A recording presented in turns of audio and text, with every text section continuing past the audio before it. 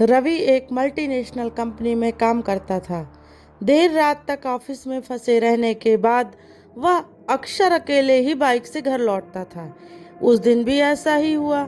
घड़ी में रात के 11 बज चुके थे। वह जल्दी घर पहुंचने के लिए सुनसान शॉर्टकट रास्ते से निकल पड़ा। सड़क पर दूर दूर तक कोई नजर नहीं आ रहा था। बस हल्की हल्की हवा चल रही थी और पेड़ों की शाखाएं सरसराहट कर रही थीं। जैसे ही वह पुराने मोड़ के पास पहुंचा, अचानक बाइक के सामने एक सफेद साड़ी पहने महिला आ गई। रवि ने घबरा कर ब्रेक लगाया और गिरते गिरते बचा।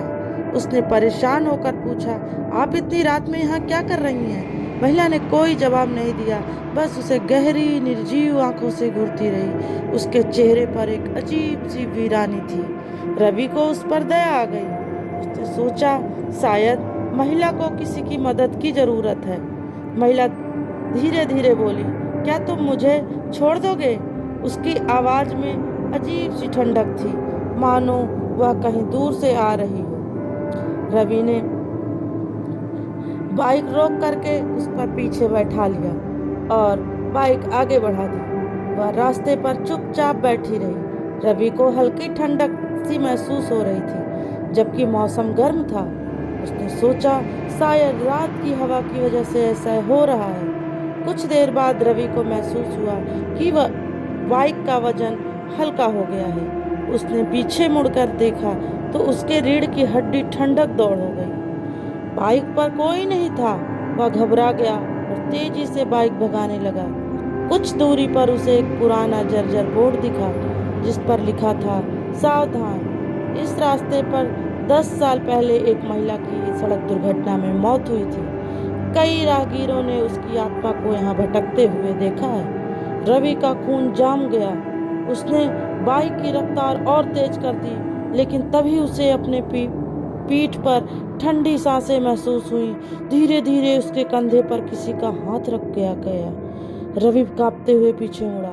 वही महिला थी, मगर अब उसका चेहरा विकृत हो चुका था। आंखें काली गड्ढों में धंसी हुई थी और होठ खून से सने थे।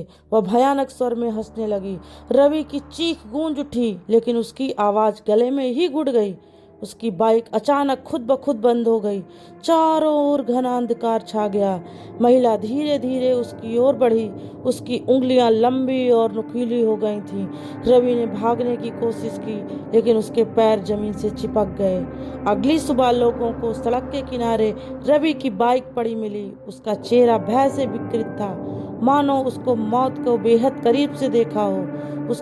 उसकी आंखें खुली थीं, लेकिन उसमें कोई चमक नहीं थी, सिर्फ डर का स्थायी प्रतिबिंब था। लोग आज भी उस रास्ते से गुजरते हुए डरते हैं और सहम जाते हैं। तो दोस्तों, आपको हमारी ये कहानी कैसी लगी, प्लीज़ कमेंट करके ज़रूर बताइएगा और हमारे चैनल को लाइक, शेयर और सब्सक्राइब करिएगा।